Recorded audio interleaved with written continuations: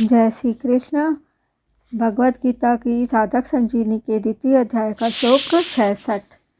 नास्ति बुद्धिरयुक्तस्य न चायुक्तस्य भावना न चाभावयतः शांतिर्शांतस्य कुतः सुखम।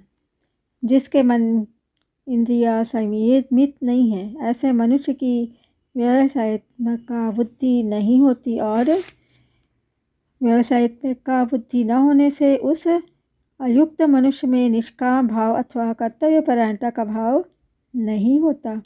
निष्काम भाव न होने से उसको शांति नहीं मिलती। फिर शांति रहित मनुष्य को सुख कैसे मिल सकता है? यहाँ कर्मयोग का विषय है। कर्मयोग में मन और इंद्रियों का संयम करना मुख्य होता है। विवेक पूर्वक संयम किए बिना कामना नष्ट नहीं होती। कामना के नष्ट हुए बिना बुद्धि की स्थिरता नहीं होती। अतः कर्मयोगी साधक को पहले मन और इंद्रियों का संयम करना चाहिए।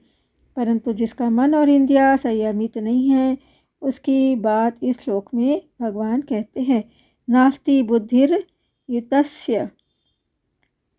जिसका मन और इंद्रियां संयमित नहीं है, ऐसे अयुक्त असंयमी पुरुष की मेरे को केवल परमात्मा प्राप्ति ही करनी है, ऐसी एक निश्चय वाली बुद्धि नहीं होती। कारण कि मन और इंद्रियां संयमित न होने से वह उत्पत्ति विनाशशील सांसारिक भोगों और संग्रह में ही लगा रहता है। वह कभी मान चाहता है, कभी सुख आराम चाहता है, कभी धन चाहता है, कभी भोग चाहता है। इस प्रकार जो है ना, उसके भीतर अनेक तरह की कामनाएं होती है, इसलिए उसकी बुद्धि एक निश्चय वाली नहीं होती। न चायुक्तस्य भावना। जिसकी बुद्धि व्यवसायत्मिका नहीं होती, उसकी मेरे को तो केवल अपने कर्तव्य का पालन करना है और फल की इच्छा, कामना, आसक्ति आदि का त्याग करना है, ऐसी भावना नहीं होती। ऐसी भावना न होने में कारण है अपना ध्येय स्थिर न होना। न चाभावयतः शांति।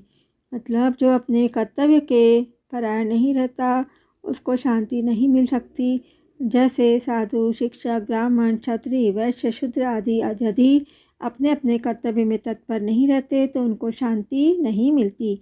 कारण कि अपने कर्तव्य के पालन में दृढ़ता न रहने से ही अशांति पैदा होती है। अशांतस्य कुतः सुखम। जो अशांत है वह सुखी कैसे हो सकता है? कारण कि उसके हृदय में हरदम हलचल होती रहती है। बाहर से उसको कितने ही अनुकूल भोग आदि मिल जाए तो भी उसके हृदय की हलचल नहीं मिट सकती, अर्थात वह सुखी नहीं हो सकता। जय श्री कृष्ण। राधे राधे।